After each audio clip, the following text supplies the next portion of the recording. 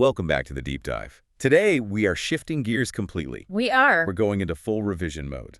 This deep dive is specifically curated for plastic surgery residents, particularly those of you staring down the barrel of board exams like the FRCS. And we're tackling a big one. The absolute beast that is cleft lip and palate. This is such a high-yield topic. It is classic exam material because it covers absolutely everything. Embryology, anatomy, surgical geometry, longitudinal patient management. You really can't bluff it. No, Yeah. you really can't bluff your way through a cleft viva. You either know it or you don't. Exactly. So before we crack open the books, a tiny bit of housekeeping. The essentials. If you are a regular listener and you're finding these revision drills useful, please take 2 seconds to rate the show on whatever platform you use. It helps us massively. It really does. Also, we want to know what you want to revise next. Leave a comment with your topic requests. And for those of you who need to go deeper into the literature, the stuff that really gets you the gold medal in the exam, I have to mention the premium subscription. Yes. That is the only way you get access to our journal club and clinical cases deep dives. If you want the breakdown of the landmark papers without reading for hours, premium is where you want to be. All right. Housekeeping done. Let's get to work. Let's. Our mission today is to drill down into the standard text protocols for cleft lip and palate. We are going to do this rapid-fire Q&A style. I'll tee up the concept. And I'll knock down the explanation. Let's aim for efficiency. I'm ready. Let's start with the basics. Okay. Section 1, Anatomy and Embryology. To start, give me the strict anatomical definition that distinguishes a cleft lip from a cleft palate. Where is that line in the sand? The boundary is the incisive foramen. The incisive form. Okay, so help me visualize that. Right. Everything anterior to the incisive foramen is the primary palate. Which includes? That includes the lip, the alveolus, and the hard palate in front of that foramen. And posterior. Everything posterior to the incisive foramen is the secondary palate. So that's the rest of the hard palate and the soft palate. And embryologically, these are different events, correct? Oh, completely different. Cleft lip, with or without cleft palate, is a failure of fusion between the medial nasal process and the maxillary process. Right. Or it's a failure of mesodermal penetration. So the layers fuse initially, but then they break down because there's no muscle or structure to hold them. An isolated cleft palate. How does that happen? That is a failure of the palatal shelves themselves to fuse. It is crucial to remember that isolated cleft palate is embryologically and etiologically distinct from cleft lip. They're different things. Totally different entities. Okay, let's hit the epidemiology. Give me the numbers. What's the incidence? Well, it varies by population. Huh. In the UK, the overall incidence is roughly 1 in 700 live births. And globally. If you look globally, Asia has the highest incidence, about 1 in 500. Africa has the lowest reported incidence at about 1 in 2,500. What about the gender split? Right, so there is a flip here. Cleft lip and combined cleft lip and palate is twice as common in males. What? However, isolated cleft palate is twice as common in females. And the classic exam question. Laterality. Which side is most common? The ratio you need to memorize is 6.3.1. 6, 3, 1. That's left-sided, right-sided, Right. bilateral. Left is by far the most common. Let's move to genetics and counseling. You're in a clinic. Parents are asking about recurrence risk. A very common scenario. Give me the stats. Yeah. Scenario A. Parents have no history of cleft, but they have one child born with a cleft lip and palate. What is the risk for the next child? The risk jumps to 4%. 4%. Okay. Scenario B, they have 2 affected siblings. It creates a pattern. The risk goes up to 9%. And scenario C, one parent is affected and they already have one affected sibling. That is the highest risk category. It shoots up to 17%. And the baseline, just for context. With no family history, it's just 0.1%, so it's a significant jump. Now, most clefts are non-syndromic, but there's one syndrome that is practically guaranteed to come up. You are thinking of Vanderbilt syndrome. That's the one? It's autosomal dominant. The classic triad is the cleft, lower lip pits, and missing second premolars. So the lip pits are the giveaway. Exactly. If you see lip pits, you have to think Vanderbilt. And teratogens. What should we look out for in the history? Phenytoin is a big one. It causes a 10-fold increase in incidence. 10-fold. Wow. Yeah. Smoking doubles the risk. Alcohol and retinoic acid are also implicated. And on the flip side? Conversely, folic acid supplementation has been shown to be protective. Excellent. Let's move to section 2. Classification systems. We need to know the diagrams. Talk to me about Kernahan's striped Y. Okay, so visualize a capital Y. The center point of that Y is the incisive foramen. Got it. The upper arms of the Y represent the primary palate, so right and left lip and alveolus. The base of the Y is the secondary palate. And how do you mark it? You shade the areas that are clefted. If it's stippled, it's a cleft. If it's cross-hatched, it's a submucous cleft. Okay, now the one that looks like a scramble of letters. The Aloshal system. Ah, yes. Loschel. Developed by Otto-Kriens. It's a palindrome. What does it stand for? It stands for lip, alveolus, hard palate, soft palate, hard palate, alveolus, lip. And how do you read that? You read it from the patient's right to left. A capital letter means a complete cleft. And a lowercase letter. Is an incomplete cleft. A dot means that part is normal. So a capital L followed by dots would be? A complete right-sided cleft lip. Simple as that. And VO. Do we still need to know that? VO is the old school classification, 1931. Group 1 is soft palate only. Group 2 is hard and soft palate. Group 3, complete unilateral. Group 4, complete bilateral. Good to know, but less used now. Right. Section 3, anatomy of the deformity. This is critical for the operative note. If I am describing a unilateral cleft lip, what are the specific anatomical hallmarks I must mention? Okay, you are looking for a list of distortions. First, obviously, the discontinuity of the skin and the muscle. But deeper than that. Deeply, you have abnormal muscle attachments. The orbicularis oris doesn't encircle the mouth.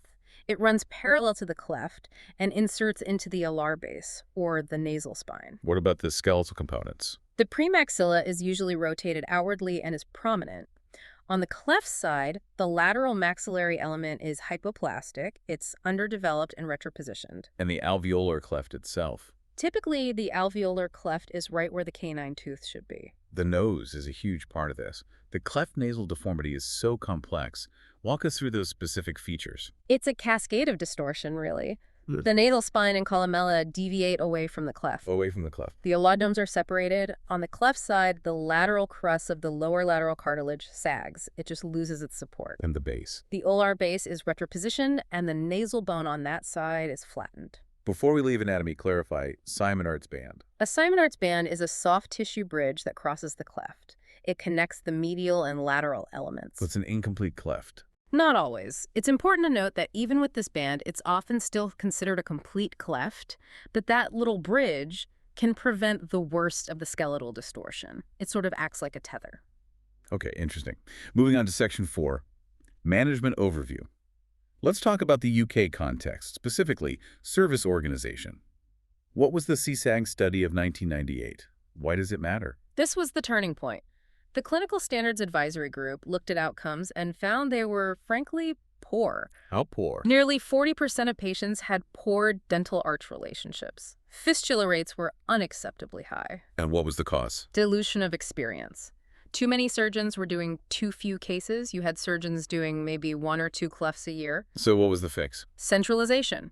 They recommended that a primary cleft surgeon must see at least 30 new referrals per year to maintain proficiency. Which led to fewer, bigger units. Exactly. The number of units in the UK was slashed from 57 down to about 8 to 15 specialized centers. Let's talk timing, the classic rule of tens. This is the safety checklist for the infant. Weight greater than 10 pounds, age greater than 10 weeks, and hemoglobin greater than 10 grams per deciliter. And this just ensures. It just ensures the baby can tolerate the anesthesia and the blood loss. But the real debate in timing isn't about safety, it's about the trade-off. What is the fundamental conflict in cleft palate repair timing? It is speech versus growth. That is the tug of war. Explain that. To get good speech, you want to repair the palate early before the child starts babbling around 8 months, so the muscles are working correctly for speech acquisition. But early surgery involves stripping mucoperiosteum and scarring the palate, which restricts maxillary growth. so early repair is better speech but worse growth. Exactly. And late repair means better growth but worse speech. It's a compromise. Give us a quick rundown of the protocols that try to balance this, the conventional one first. The conventional approach is usually lip repair at 3 months and palate repair between 6 to 12 months. Okay. What about the Dallaire technique? Dallaire advocates repairing the lip and the soft palate simultaneously at 6 to 9 months. The idea is to fix the muscle ring early. And the Oslo technique? In Oslo, they repair the lip at 3 months, but they also close the anterior hard palate using a vomer flap at the same time. Why do that? It closes the nose from the mouth early. And the extreme end of the spectrum, Schreckendick. Right. Spreckendeck is the growth-first protocol. They repair the soft palate early at 6-8 months, but they leave the hard palate open until the child is 11 to 13 years old. And does that work? For the face, yes, they have excellent mid-face growth. But for speech, it's a disaster. Only about 28% of those patients achieve normal speech. So it's fallen out of favor. Largely, yes, for that reason. Section 5. Surgical techniques. Let's focus on the lip. What are the goals? You want a lip that moves normally. You need to recreate the landmarks, the Cupid's bow, the white roll, the philtral columns, and of course, you need symmetry. The workhorse of lip repair is the Millard rotation advancement. Explain the principle. It is exactly what it sounds like. You have a medial segment, the philtrum, that is short. You cut a rotation flap to drop that lip down into a normal position. Which creates a defect. It creates a defect at the top, yeah. You then fill that defect with an advancement flap from the lateral lip element. And why do surgeons love it? It's a cut-as-you-go technique. It's flexible. You can adjust the rotation as you are operating to get the height just right. Plus the scar placement. Exactly. It places the scar along the natural line of the philtral column, so it hides very well. That's the downside. It is technically difficult. If you don't rotate enough, you get a short lip. Also, to get that advancement, you often have to excise tissue at the nostril cell, which can cause tension and nostril stenosis. The alternative is the Tennyson-Randall. What is that? This is a triangular flap repair. It's a Z-plasty. It uses a geometric stencil. Pros and cons. Pros, it's mathematical. If you measure correctly, you get the length. It's easier to teach. Cons, it's rigid. You can't really adjust it halfway through. And the scar. The scar is a zigzag that crosses the philtrum, which doesn't look as natural. Regardless of the skin incision, what is the most important part of the repair underneath? Oh, the muscle repair. No question.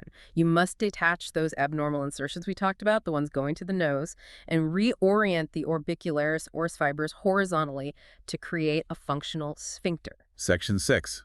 Adjuncts. Presurgical orthodontics.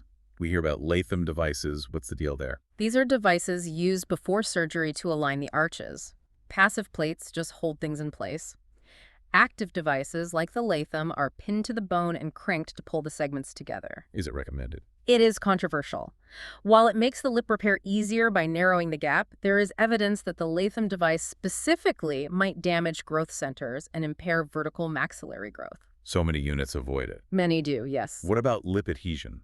That is a preliminary surgery. You just sew the mucosal edges together to turn a wide, complete cleft into an incomplete cleft. Then you come back 3 months later for the formal repair. It buys you soft tissue relaxation, but the cost is 2 surgeries and extra scar tissue. Let's talk about the alveolar bone graft, or ABG. Timing is absolutely critical here. When do we do it? Usually between 9 and 11 years of age. And what is the biological timer we are watching? The canine tooth. You want to graft when the permanent canine root is about 2/3 formed, just before it erupts. Why that specific window? But if you graft too early, you risk damaging the root of the adjacent lateral incisor. If you graft too late, the canine erupts into the cleft void and has no bone support. So you lose the tooth? Potentially, yes. The goal is to provide a bony matrix for the canine to erupt through. Finally, Section 7. The bilateral cleft lip. This is a different piece. What is unique about the anatomy here? The central segment is called the prolabium, and the key fact to remember is that the prolabium contains no muscle. No muscle at all? None. The mesoderm failed to migrate across. It is just skin and subcutaneous tissue. And the premaxilla? It's often hanging way out in the breeze, very protuberant, because it's attached to the vomer but not restrained by the lip muscles. So how do we repair this? There are 2 main schools. The Millard bilateral repair uses the prolabium to form the philtrum and brings the lateral muscles together behind it. And the Manchester repair? This is less common now, but historically significant. Manchester advocated suturing the prolabium to the lateral elements, but, and here's the controversy, he sutured the lateral muscle to the dermis of the prolabium, not to each other. Why would he do that? He argued that tightening the muscle over the premaxilla would restrict growth and cause a class 3 malocclusion, or an underbite. And the criticism? Critics say if you don't join the muscles, you don't get a functional lip. It's a major point of debate. So we have covered the anatomy, the timing, the techniques, and the controversies. It is a massive topic. It is. But if you hold on to those key principles, the incisive foramen boundary, the speech versus growth trade-off, and the muscle reconstruction, you can answer almost any question they throw at you. Let's leave the listeners with a final thought to chew on. We talked about the Schweckendieck technique. Right. Great face, terrible speech. What does it tell us about our priorities? It forces us to ask that question. In modern practice, we essentially sacrifice a bit of ideal facial growth to ensure a child can speak normally by age 5. It's a compromise. And we fix the growth later. We use orthodontics and orthognathic surgery later to fix the growth because we can't easily fix speech once that neurological window closes. It's a fascinating hierarchy of function over form. A hierarchy of function over form. That is a great way to put it. All right, that is the bell. If this rapid-fire revision was helpful, hit that rating button. And remember, if you want the deep dive into the specific papers, the randomized controlled trials that define these protocols, get the premium subscription. We break down the journal club papers there. Good luck with the revision. We'll see you in the next deep dive. Good